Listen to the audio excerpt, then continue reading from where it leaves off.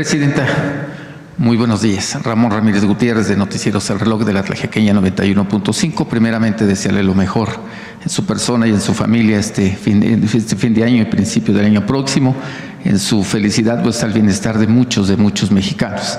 Informarle, Presidenta, y agradecerle a nombre de muchas amas de casa. La vez pasada tuve la oportunidad de tocar el tema del gas. Afortunadamente, después de su intervención y de su mandato, aparecieron los tanques de gas por arte de magia. Pero preguntarle, Presidenta, en esta ocasión la situación que tiene que ver con la vida de los municipios.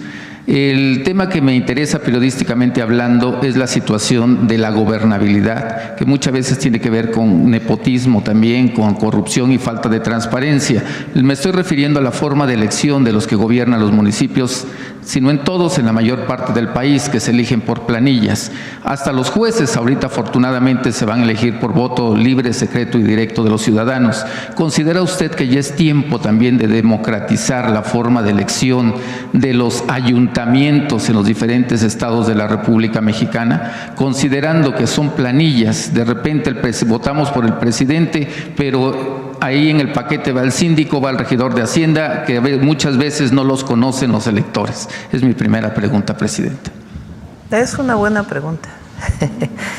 Habría que revisarlo, no tengo una opinión al respecto. En esas votaciones, pues digamos, la característica que tiene es que entran minorías también en la elección de acuerdo con una norma, con una regla, en donde el partido que gana la alcaldía, pues no puede tener a todos en la planilla, sino que van entrando dependiendo de la votación que hayan tenido. Entonces tiene esa virtud también el que sea por planilla. Y al final, pues también la gente elige no solamente al presidente o presidenta municipal, sino a quienes van a acompañar en este proceso y quien el partido político haya decidido. En el caso de los municipios de régimen de elección, hay también, obviamente, y particularmente en Oaxaca, de usos y costumbres. Entonces, pues es un buen tema, podría ponerse a discusión. Recuerden que está planteado el tema de la ley electoral, que no se presentó, bueno, presentó el presidente en su momento, el presidente López Obrador, una propuesta, se quedó ahí, no fue ni siquiera votada por las comisiones de la Cámara de Diputados, pero hay temas muy importantes de la reforma electoral que es importante que se discutan, y entre ellos este que planteas para la elección de municipios, que vale la pena discutirlo. Por ejemplo, financiamiento a partidos políticos, financiamiento de la selección, ¿cuánto cuestan las elecciones en México? Plurinominales, que no se trata de que no tengan representación las minorías, pero el problema de las listas de plurinominales, cómo se eligen, cómo se deciden, quiénes participan. Hay estados de la República, por ejemplo, la Ciudad de México, donde en primer lugar hay una lista de plurinominales, algunos entran de acuerdo con los nombres que establece el partido político, pero quedan los que quedaron en segundo lugar de la votación como diputados en el Congreso local.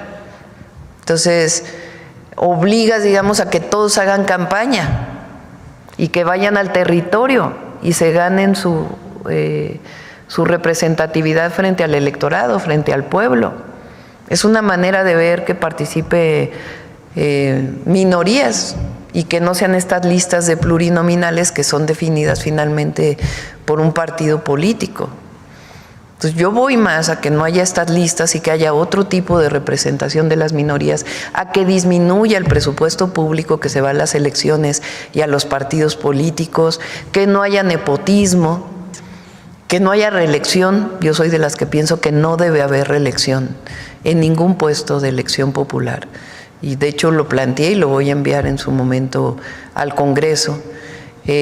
No creo tampoco que deba elegirse a un hermano, un primo, una esposa, un esposo en el siguiente puesto de elección, sea presidente municipal, sea gobernador o gobernadora, principalmente en el Ejecutivo, en donde va una persona y después se propone que vaya el esposo, el hijo, el primo, el papá.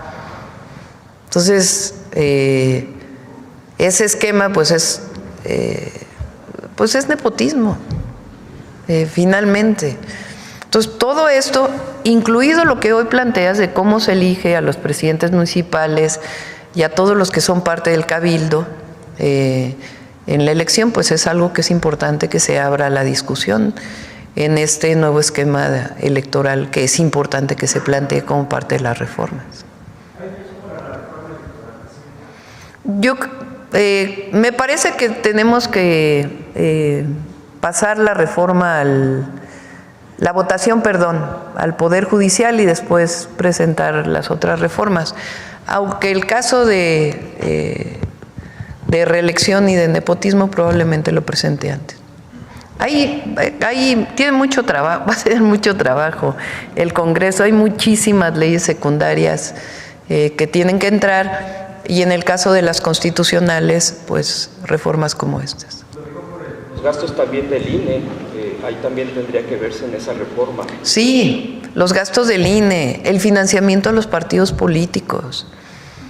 En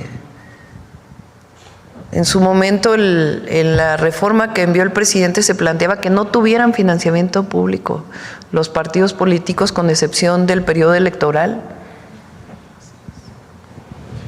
Y entonces que sea voluntario el participar en un partido político. La verdad es que es una buena propuesta. Entonces, todo ello hay que presentarlo y que se abra una discusión en el país.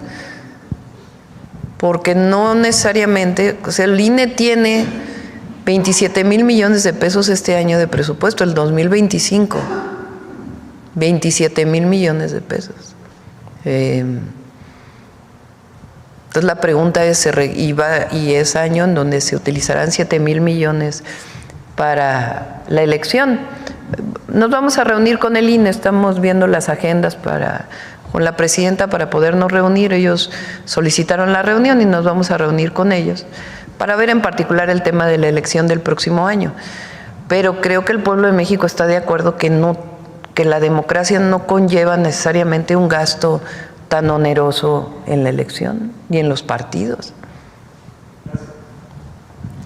Mi segunda pregunta, Presidenta. Bueno, antes de mi segunda pregunta, solamente de este tema de reforma electoral, también está el tema de los candidatos no registrados que han triunfado en el país. Me tocó hacer una investigación sobre temas en Sonora, en Puebla y en Oaxaca, donde ganaron candidatos no registrados. En ninguno de ellos se reconoció el triunfo de estos candidatos. Pero bueno, mi siguiente pregunta, Presidenta, el tema de las carreteras en Oaxaca. Preguntarle si se inaugura la supercarretera al Istmo de Tehuantepec el 25 de enero, como lo tenía programado, y hace falta la rehabilitación de prácticamente todas las carreteras federales, particularmente Tuxtepec-Matías Romero, y esta carretera que yo le he reiterado, la carretera federal 125, que parte desde la supercarretera desde la autopista Puebla, pasando por Tejupam, Coislahuaca, ciudades históricas, coloniales, y que llega a la Mixteca, donde vivimos 9 grupos indígenas, donde hay producción agroalimentaria, agroindustrial, y que puede llegar hasta el Pacífico mexicano. Este tema de carreteras, Presidenta. Sí, vamos a destinar recursos para el mejoramiento de las carreteras, no solo para nuevas carreteras, la ampliación, sino también para la repavimentación y mejora en general de las carreteras. En Oaxaca son las federales y son las estatales también, que es muy importante rehabilitar. Y tiene razón, en particular en la Mixteca, es quizá de los lugares en donde hay más problemas con las carreteras. Entonces sí es parte del plan. Bueno, creo que ya cerramos. Adelante. Ya la última pregunta, Presidenta. A raíz de todo lo que se da a nivel internacional, ¿considera usted que es tiempo de volver en los libros de texto y en la educación básica del país, la educación cívica? La nueva escuela mexicana la ha recuperado un poco, pero siento que está limitado porque únicamente se ha revalorado en el tema cultural. Pero ahorita con todo lo que ha sucedido en el contexto internacional, que ya no quisiera yo volverlo a mencionar, ¿no considera usted que es necesario el servicio militar nacional, volverlo a reactivar, y sobre todo la situación cívica en México? Yo recuerdo de niño que llegaron los símbolos patrios a mi pueblo y fue un encanto. Otra vez ese amor a los símbolos patrios, ¿no lo considera usted necesario? Sí, lo del servicio militar no lo considero necesario. Pero el reconocimiento de nuestros héroes y de los símbolos patrios. Sí. Ayer hay una historiadora reconocida, ayer la estaba escuchando en un video, Patricia Galeana se llama, que habla en sus textos también. Ella tiene varios textos relacionados con el siglo XIX y en particular con Juárez. Pero ella es de las que plantea, y no necesariamente son historiadores que están vinculados con la 4T, ¿no? Pero habla de la importancia de reconocer nuestros héroes, porque particularmente durante el bicentenario de la independencia y el centenario de la Revolución Mexicana, se quisieron disminuir a nuestros héroes. A Hidalgo, por ejemplo, quisieron hacerlo menos. O dejar de reconocer a los héroes de la Revolución Mexicana y reivindicar a Porfirio Díaz. Entonces, evidentemente, estas grandes transformaciones de nuestro país tienen que ser parte de la historia y del reconocimiento de nuestros héroes, de nuestras heroínas, que han sido muy poco reconocidas, y que es parte de la tarea como mujer presidenta que tenemos, de reconocer a nuestras heroínas, porque a veces incluso se reconocieron como la esposa de, y no necesariamente por su valor como persona. Ahí está Josefa Ortiz, que parecía que era solamente la esposa del corregidor y que dio sus taconazos, y no, tuvo un papel preponderante en la independencia de México. Entonces, tenemos una tarea histórica, en efecto, del reconocimiento de nuestros héroes, de nuestras heroínas, que como pocos países en el mundo los tenemos. No cualquier país del mundo tiene un Hidalgo, un Morelos, que no solamente lucharon por la independencia, sino por la justicia, y condujeron revoluciones populares. Y eso no se encuentra en muchos países de América Latina y del mundo. ¿Qué país tiene un Juárez? Y todos los liberales mexicanos. ¿Qué país tiene un Zapata, un Villa, a unos Flores Magón? Muy pocos. ¿Qué países tienen una Elvia Carrillo Puerto? Una Rita Cetina. Entonces, es tarea nuestra y de la Cuarta Transformación, en efecto, el reconocimiento de nuestros héroes, de nuestras heroínas, de la lucha del pueblo de México por la independencia, por la justicia, y también héroes del siglo XX, de la segunda mitad del siglo XX, que hoy están siendo reivindicados también, luchadores sociales que fueron reprimidos. Entonces, sí es una tarea histórica de la Cuarta Transformación y del humanismo mexicano, el rescate de nuestra memoria histórica. El que al próximo año le llamemos el de la mujer indígena, mujer en términos genéricos, pues importantísimo, pues son símbolos patrios de ayer y de hoy. Las mujeres indígenas que su voz se ha escuchado muy poco en nuestro país, y que lo que queremos es darle voz a las mujeres de antes y a las mujeres de ahora. Y eso nos ayuda a eliminar la discriminación, el racismo, el clasismo y cualquier forma de discriminación en nuestro país. Nosotros somos iguales, todos y todas los mexicanos, por la Constitución y por la ley. Eso es lo que queremos que se reconozca ahora en el Poder Judicial. Entonces sí es importante. El servicio militar sí, ahí sí no. Vamos a...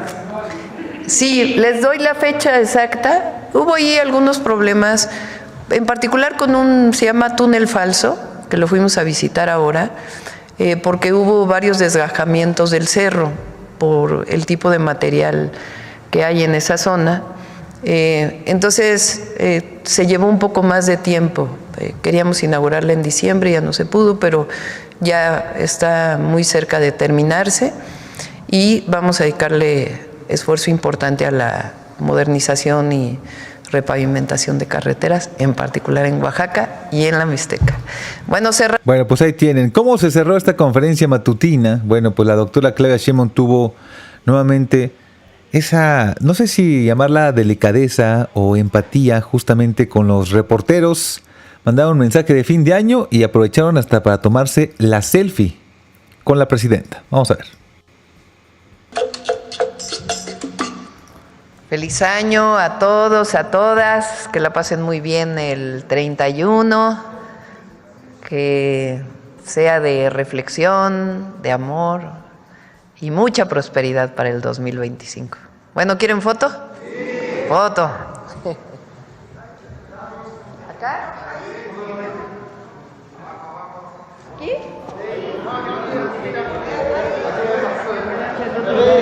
Sí, para aquí.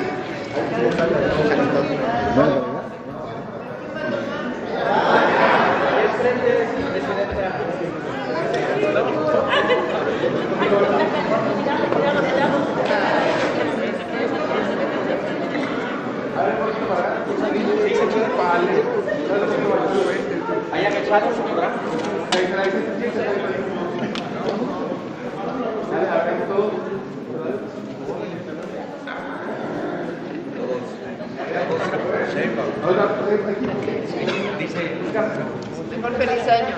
Feliz año. Feliz año. 1, 2, 3. ¡Feliz año! Eso, listo. Feliz año para México. Listo. Perfecto. Gracias.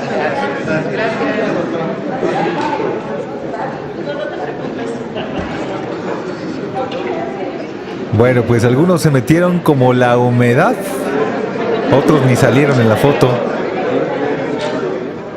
Y por supuesto todos quedan en la selfie con la presidenta de la República. Eso fue lo que pasó al final de la última conferencia de este 2024. Bueno, así culminamos, amigos, amigas. ¿Cómo quedó la foto? Honestamente no tan bien. Muchos se movieron, otros le taparon. Y ahora muchos cerraron los ojos incluso. En la que publicó Presidencia de la República, cerraron los ojos bastante. A ver, producción, ¿la tenemos ahí? Bueno, pues ahí está. Eso sí, la doctora sonriente, pero algunos cerraron los ojos, miren. No sé si podamos abrirla en otra. A ver. Es que aquí no puedo tener... Ah, sí tenemos un poquito de zoom. Ahí está. Bueno, pues aquí reconocen... Son bastantes reporteros, ¿eh? Miren, acá cerraron los ojos bastante de este lado. Uno se le dio volteado. Unos en el piso. Esta reportera quedó ahí escondida. Esta no salió, miren. Se le ve el gorrito nada más. No sean así con los compañeros.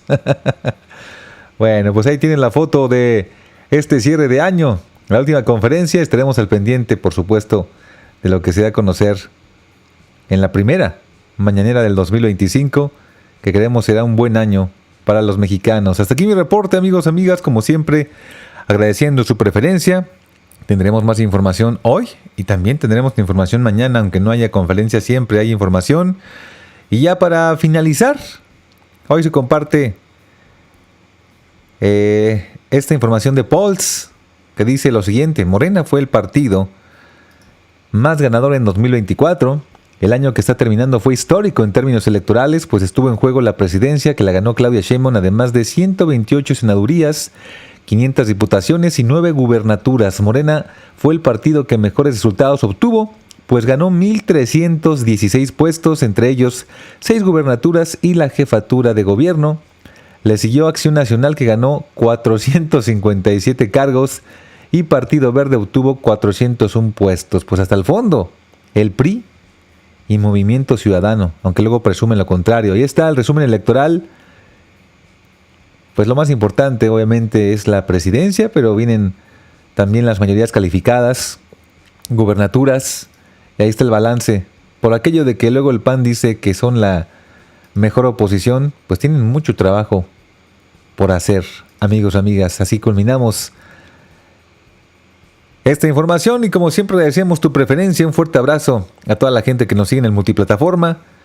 Dice por acá Alsacia Hart, si recuerdan que si cocinan el Fenta, no tomen cerveza, como los del reportaje del New York Times. Sí, nuevamente la doctora se refirió al New York Times, que se avientan las fuentes de los deseos, igual que Cascabel Hernández. Un fuerte abrazo a mi compaye Hank, que anda por acá.